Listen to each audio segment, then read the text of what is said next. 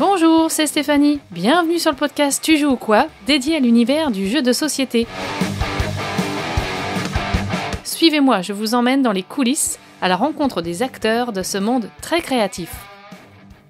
Pour ce 4e épisode, j'ai le plaisir de recevoir un couple de jeunes auteurs, Karen Nguyen et David Cormona. Ils sont également les fondateurs de la maison d'édition Unfriendly Games. Après Virus War, ils lancent en ce début de printemps une campagne de financement participatif pour leur nouveau jeu Nekojima. Vous avez peut-être déjà été séduit par leur prototype lors de différents festivals. À Cannes, je les ai retrouvés sur le stand du distributeur BlackRock Games. Bonjour, je suis ravie aujourd'hui d'être avec, alors je revérifie le nom, David Cormona pour pas dire n'importe quoi, et Karen Nguyen pour la présentation de leur jeu, notamment Nekojima, voilà les deux auteurs. Je suis très ravie de vous avoir à mon micro. Et ben nous aussi, merci beaucoup de nous recevoir. Oui, bonjour à tous et merci beaucoup de nous recevoir, Steph. Ça nous fait très plaisir d'être aujourd'hui ici avec toi. Merci David. Alors voilà, je voudrais que vous m'expliquiez l'histoire de Nekojima, une belle histoire, mais déjà le début de l'idée. Et alors peut-être avant qu'on parte sur le début de l'idée, tout simplement un petit pitch. Alors je sais que vous faites ça très très bien parce que maintenant vous maîtrisez. Mais voilà, est-ce que tu peux me refaire un petit pitch, Karen? Sur Nekojima? Ouais. Alors Nekojima, on est sur un jeu d'adresse et d'équilibre en bois. Nekojima qui veut dire l'île des chats en japonais. On va avoir le plateau Nekojima qui est divisé en 4 quartiers, bleu, violet, orange et vert. Et l'idée, c'est de pouvoir électrifier l'île avec des poteaux électriques et de les maintenir en équilibre. Donc dans le jeu, ils sont représentés par des poteaux en bois reliés par une corde. Il va falloir effectivement lancer les dés et puis piocher un cube du sac pour connaître la couleur de son câble. La couleur permet de savoir la longueur du câble, car le câble bleu va être le câble le plus long, le câble blanc le câble intermédiaire, tandis que le rose est le câble le plus petit. Et il faut savoir aussi que rien ne doit se toucher entre les câbles, entre les poteaux, ni toucher également le plateau. Tout doit rester espacé et aéré. Donc lorsqu'on va installer, on peut effectivement effleurer les éléments, mais une fois en place, rien ne doit se toucher. Ok, donc vraiment un jeu d'adresse et de tactique aussi. Exactement, il va falloir réfléchir où placer notre élément. Donc on est sur un jeu quand même original. On a essayé justement de moderniser le jeu d'adresse et d'équilibre en bois. Ok, merci pour cette présentation rapide. Alors, comment est née l'idée de départ? Vous êtes, qu'est-ce qui vous a inspiré tous les deux pour avoir cette idée? Alors l'idée de départ dans la création de Nekojima, elle a été assez spontanée. En fait, on était en rénovation de maison, et on est toujours, dans le Vercors. On est parti à Leroy Merlin et on a acheté des tourillons, parce qu'avec Karen, on adore faire de la rénovation avec du bois. Et on avait en fait des chutes de tourillons et puis on s'est dit qu'est-ce qu'on en fait? Est-ce qu'on les ramène pour se faire rembourser ou est-ce qu'on les utilise, on les coupe pour imaginer un jeu? Et finalement c'est ce qui s'est passé. On s'est dit allez, on va les découper. Donc on a une petite scie à onglet, on coupe nos tourillons, on a une colonne, on les perce. Et puis on avait du lacet classique, du lacet anorak. Et on s'est dit, allez, on va relier nos deux tourillons. Et en fin de compte, en voyant ce que ça avait formé, on s'est dit, mais ça ressemble à des poteaux électriques. Donc, alors, on s'est tout de suite installé dans le décor asiatique, forcément avec tous les amas de câbles que l'on peut voir dans les rues asiatiques, et notamment au Japon. Et on a voulu suspendre des petites choses. On a pensé à des oiseaux, à des singes.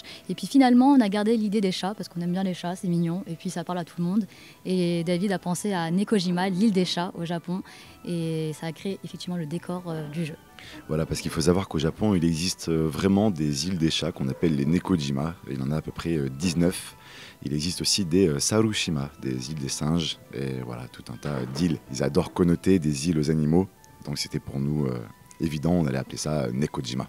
Super, donc de fil en aiguille, en création, l'idée est née comme ça, c'est vraiment chouette, donc bricoleur un peu à la base. Mais vous n'étiez pas parti nulle part, parce qu'en fait vous aviez déjà créé un jeu, donc on peut l'évoquer rapidement. Vous aviez créé précédemment Virus War. Exactement. Donc qui avait plutôt bien fonctionné, et donc pour parler vite fait un petit peu de cette histoire. Oui, alors Virus War est né d'un rêve, c'est David Cormona qui en a rêvé, au sens littéral du terme, et c'est le lendemain matin, il m'en parle, donc il me dit qu'il a rêvé d'un jeu de société où il fallait se contaminer par des virus. Et à ce moment-là, on a créé un prototype et on a décidé de le commercialiser face à l'engouement qu'on a eu avec notre entourage.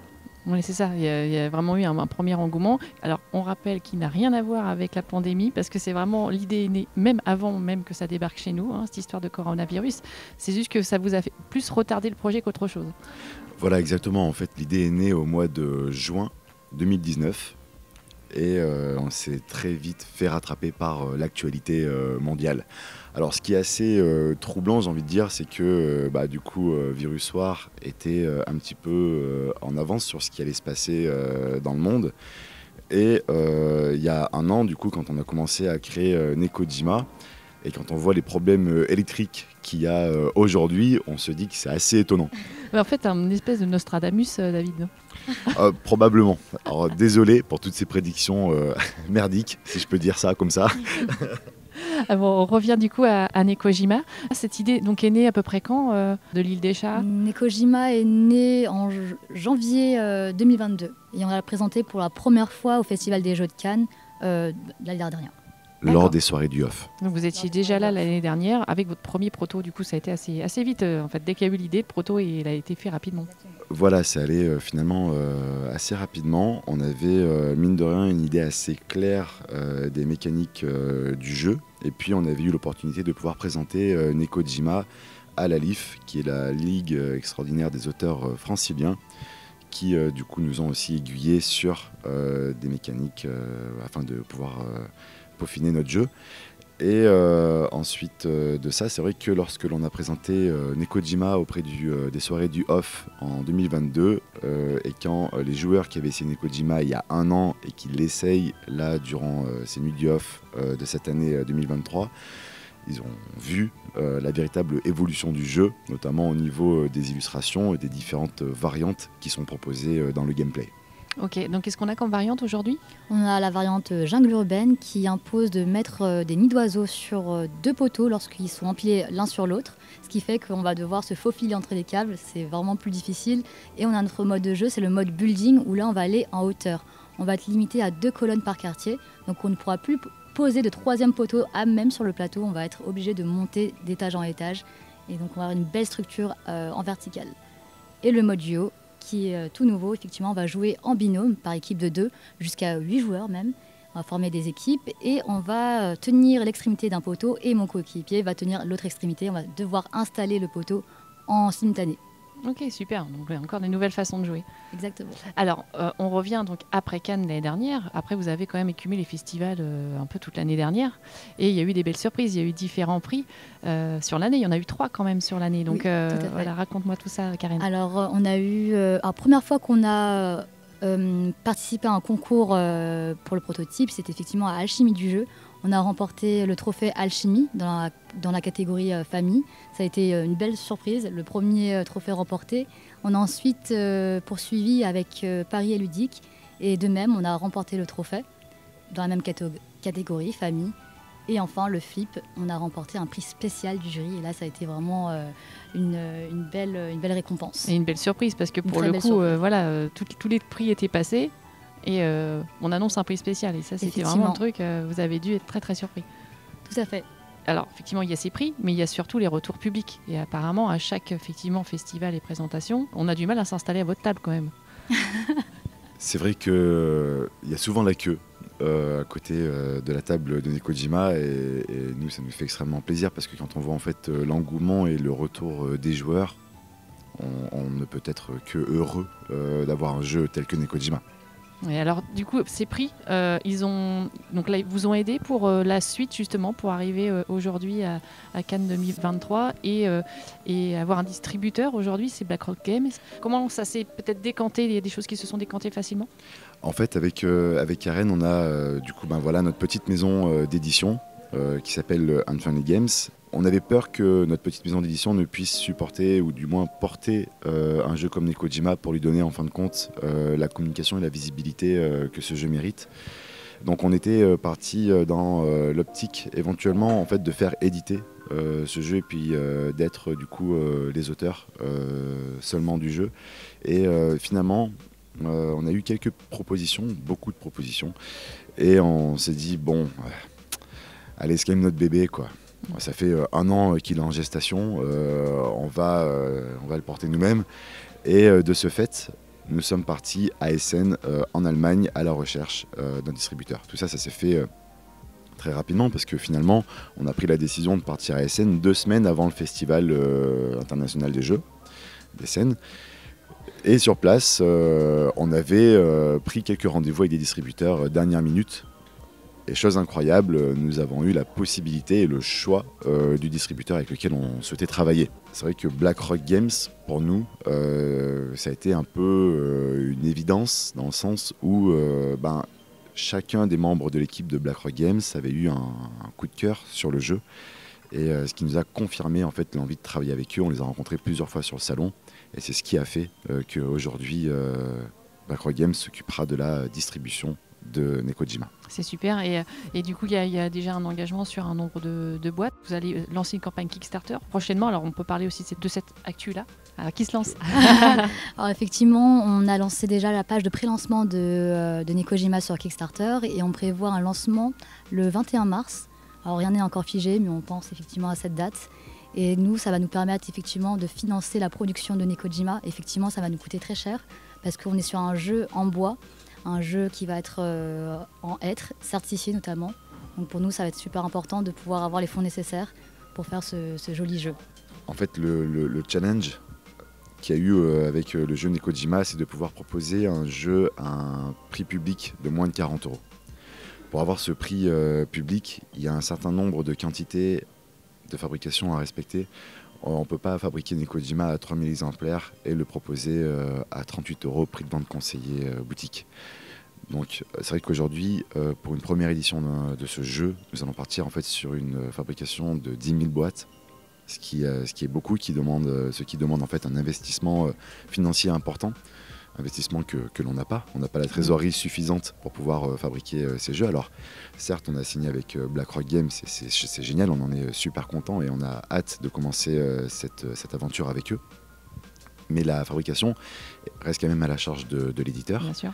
Donc c'est l'éditeur qui doit du coup avancer les fonds afin de pouvoir fabriquer le jeu.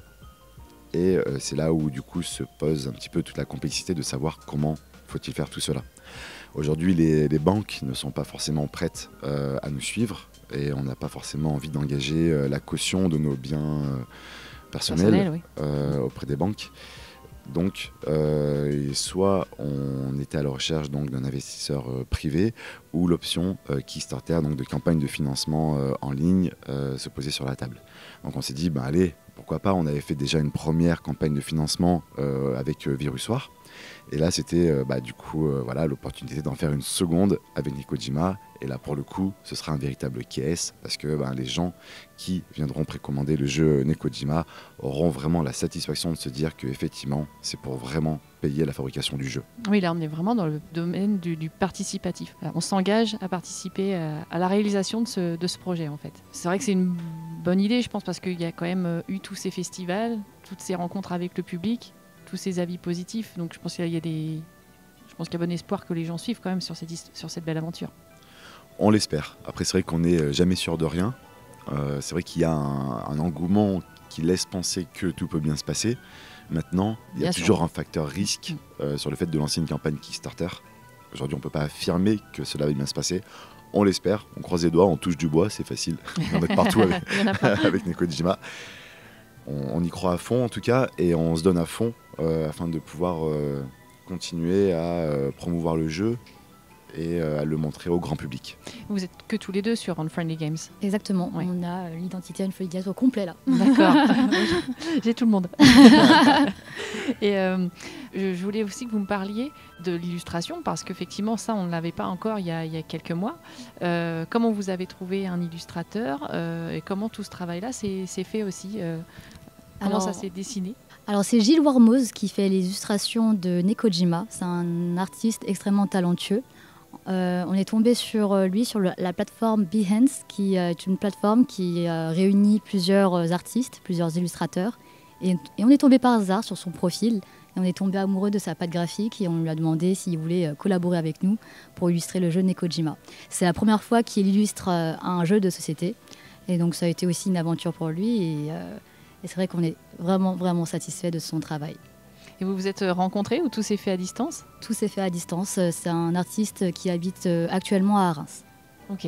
Et pas de rencontre encore avec Pas de rencontre, mais on espère, pourquoi pas organiser plus tard, si Nekojima fonctionne, faire des ateliers à signature avec lui. Donc, c'est un plaisir de le rencontrer. Je reviens du coup sur le Kickstarter, donc vous allez le lancer au printemps. Il y aura une durée de combien de temps à peu près et dans le développement ensuite, vous aimeriez voir les choses avancer à quel rythme? Alors nous, on va lancer la campagne le 21 mars et ça va durer 3 semaines. Ça va être 3 semaines de campagne intensive. Et puis derrière, si le projet est fondé, on va pouvoir directement lancer la production car nous avons déjà trouvé un partenaire fabricant. Donc tout va se faire très rapidement. On va recevoir les jeux en septembre. Ah ok, donc ça va être effectivement assez rapide derrière. Effectivement. Ok, donc on espère que ça arrive en boutique à l'automne en fait. Exactement, ça devrait arriver en octobre-novembre. Ok, super. Et alors comment ça se passe justement après l'étape fabrication? Parce que du coup, j'ai la chance finalement d'avoir là les auteurs, mais les éditeurs également. Et c'est vrai que ça, c'est aussi un gros boulot, une grosse recherche. Comment ça s'est passé pour vous cette étape? Alors l'étape de la fabrication, c'est vraiment une étape importante. Nous, avec Virusoir, on était de vrais novices dans le domaine de la fabrication. Il a fallu en fait tout apprendre sur le milieu de l'édition. Avec Karen, on n'était pas du tout issus de tout ce cercle professionnel. Et à vrai dire, parfois on se rend compte qu'on fait un peu le travail de toute une équipe. Donc c'est vrai qu'il a fallu se former, apprendre tout ça. Et c'est hyper important parce que c'est les derniers moments où il va falloir checker que tout est OK avant de recevoir les jeux. Parce que quand on fabrique 3000 jeux ou 10 000 boîtes, s'il y a un problème sur un print, on est foutu, quoi. Ça va être compliqué de rectifier tout ça. Donc il faut vraiment être sûr. Et une fois qu'on est sûr, on lance la fabrication. Et une fois que la fabrication est lancée, les jeux arrivent. Alors, quand c'est fabriqué à l'étranger, par exemple, imaginons que ce soit fabriqué en Chine, les jeux vont arriver ce qu'on appelle en FOB au port de Shanghai. Donc ils vont faire de l'usine jusqu'au port. Et en fait, au port, il y a très souvent un bateau d'acheminement qui vient et puis qui place les jeux dans un conteneur. Et du coup, le bateau met approximativement, le fret va mettre aux alentours de 1 mois, 2 mois pour arriver sur le territoire destinataire. Donc ça aussi, ça fait partie du prix de production du jeu, forcément.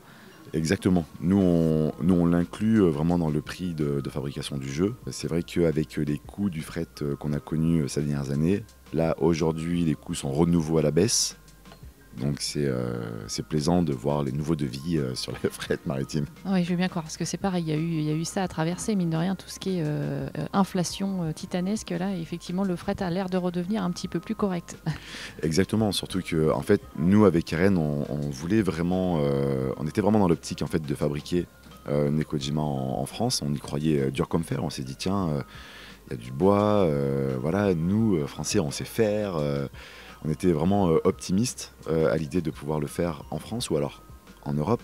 En plus, on habite aussi dans le Vercors, donc le Vercors, surtout à Pont-en-Royan, qui est vraiment la plaque tournante de l'époque où le bois était acheminé au travers des grands goulets jusqu'à longer la Bourne pour aller un petit peu s'éparpiller dans toutes les régions de France. Donc on s'est dit, chouette, faisons-le en France. Mais c'est vrai que très vite, on s'est rendu compte en fait, de la réalité du marché et de ce qu'il en était. Et le portefeuille moyen des Français n'aurait pas pu être adéquat sur un prix de vente public malheureusement, c'est souvent made in France, quoi. Alors, est-ce que vous avez pu bénéficier de conseils pour pouvoir aboutir à votre projet, notamment dans le domaine de l'édition, parce que vous étiez complètement novice? Alors, effectivement, on n'y connaissait strictement rien dans le milieu d'édition et heureusement on a pu bénéficier de conseils précieux, notamment lors de la fabrication, lorsque l'on voulait lancer la fabrication du jeu Virusoir. Guillaume de chez Ori Games nous a donné vraiment de précieux conseils sur la méthodologie et de fabrication, et ensuite il a pu nous mettre en relation directe avec une usine pour la fabrication du jeu. De plus, on a eu la chance d'avoir aussi rencontré Mathieu Despenouilles qui nous a invités chez Cocktail Games et qui a pu nous donner les clés du milieu de l'édition de jeux. Et plus récemment, nous remercions la maison d'édition Silex qui nous a apporté notamment des précieux conseils et un regard sur notre campagne Kickstarter pour Nekojima. Ok, super. Et Karen, du coup, tu es autrice. Oui. Voilà, il y en a très très peu. Comment c'est accueilli ça? Alors effectivement, lorsque je suis en festival et que je présente notamment Nekojima, on pense que je suis une animatrice. Et effectivement, quand je me présente avec David, les personnes ne parlent qu'avec David. Pourtant, je suis juste à côté. Parce qu'on ne peut pas, indirectement, ils ne pensent pas que je suis la créatrice, l'autrice, ni l'éditrice de ce jeu. Et quand on leur explique, effectivement, ils sont surpris, étonnés. Je suis quand même ravie de pouvoir présenter la jante féminine d'autrice. Ça peut être surprenant pour certains, mais je pense que c'est faisable. C'est un métier qui est à la portée de main des hommes comme pour les femmes. Il faut avoir de la curiosité, de la créativité et aussi de la persévérance. Une femme peut le faire. Oui, peut-être qu'on n'ose pas assez, c'est ça. On va suivre avec grand intérêt cette campagne Kickstarter. Et juste quand même, voilà, vous êtes des fous, donc vous avez encore d'autres projets qui arrivent bientôt. Bien sûr. Qui sont déjà en cours. Donc il y a deux autres jeux qui sont en cours. Il y a Dungeon Chrono. 3 même, effectivement. Même 3. Alors il y a Donjon Chrono qui est un casse-tête familial. Il va falloir se frayer un chemin afin de pouvoir faire son chemin de A à Z en récupérant la clé, le coffre, le monstre et puis la sortie. C'est un vrai casse-tête moderne. On a ensuite Heroes of Tula qui est un jeu de bluff, de rôle caché, basé sur les identités secrètes. Pareil, on travaille sur ce projet depuis maintenant quelques mois. Et un dernier jeu, CD Boo, qui est un jeu familial, un jeu de cartes.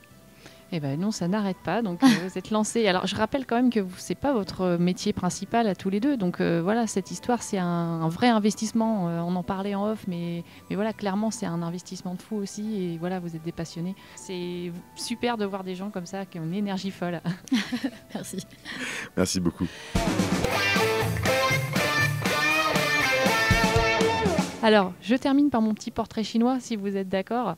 Donc, mes petites questions sont simples. Je la pose d'abord à David, Karen, tu réponds après. Okay. Comme ça, tu auras plus de temps pour réfléchir. Alors, David, si tu étais un mode de jeu, tu serais plutôt solo, coopératif, semi-coop, compétitif? Moi, je serais plutôt coopératif. Ouais, pourquoi? Parce que j'aime le travail en équipe. Et je trouve que les modes coop, ça permet déjà de mieux se connaître. Et pour moi, le jeu, c'est une question de partage. Donc c'est pour moi un mode idéal dans le jeu de société. Ok. Et toi, Karen? Pourtant, tu me pourrais bien dans Virus War. Hein. Alors, je suis tout à fait d'accord avec lui. Moi, j'adore énormément les jeux coopératifs, notamment mon jeu préféré, Paléo. Donc, je suis tout à fait d'accord avec ce mode de jeu. Si j'étais un mode de jeu, je serais un mode coopératif. Ok. Alors, du coup, regarde le micro, Karen. Oui. Si tu étais une mécanique de jeu, pour le coup, parce que voilà, plutôt deck building, placement d'ouvriers. Si j'étais une mécanique de jeu, l'équilibre. Ouais, la dextérité. Je suis assez minutieuse comme personne, donc effectivement, si j'étais effectivement une mécanique, je serais un jeu d'équilibre. Ok, ça va très bien. Et David? Moi, je serais plutôt du style deck building. J'adore les deck building, j'adore aussi les placements d'ouvriers. Voilà, j'adore les jeux aussi bien fun que sérieux. Mais je pense que oui, plutôt deck building. En fait, j'aime bien les combos. Okay. J'adore voir le découlement d'une mécanique quand on commence avec peu et qu'on finit avec beaucoup de combos. Voilà, on voit en fait l'évolution et c'est vachement gratifiant de ce point de vue-là. Ok. Alors, et si tu étais une thématique de jeu, dans quel monde, univers tu évoluerais?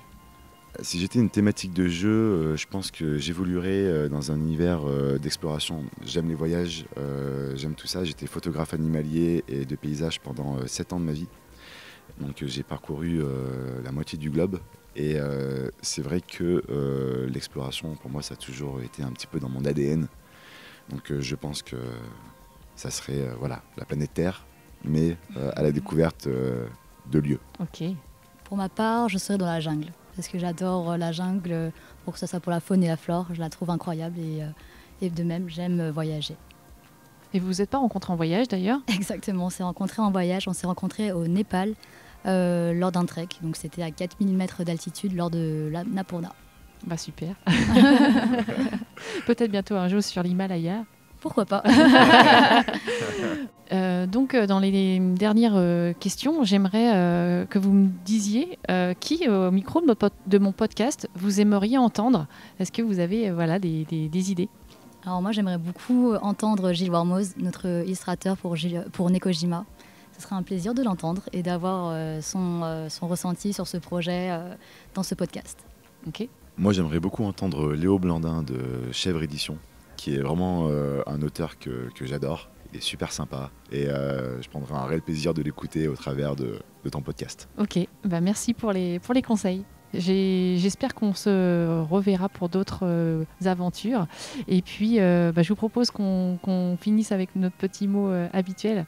Alors, Nekojima, tu joues quoi? Merci d'avoir écouté ce podcast jusqu'au bout. Si vous avez aimé cet épisode, n'hésitez pas à le partager, à en parler autour de vous. Vous pouvez aussi laisser un avis sur Apple Podcast ou Spotify. Je vous invite à suivre la chaîne YouTube Tu joues ou quoi? Vous y trouverez une multitude de vidéos règles, avis et top. Si vous avez des idées de personnes que je pourrais interviewer, dites-le moi en commentaire sur les réseaux sociaux de Tu joues ou quoi. À bientôt pour un nouvel épisode.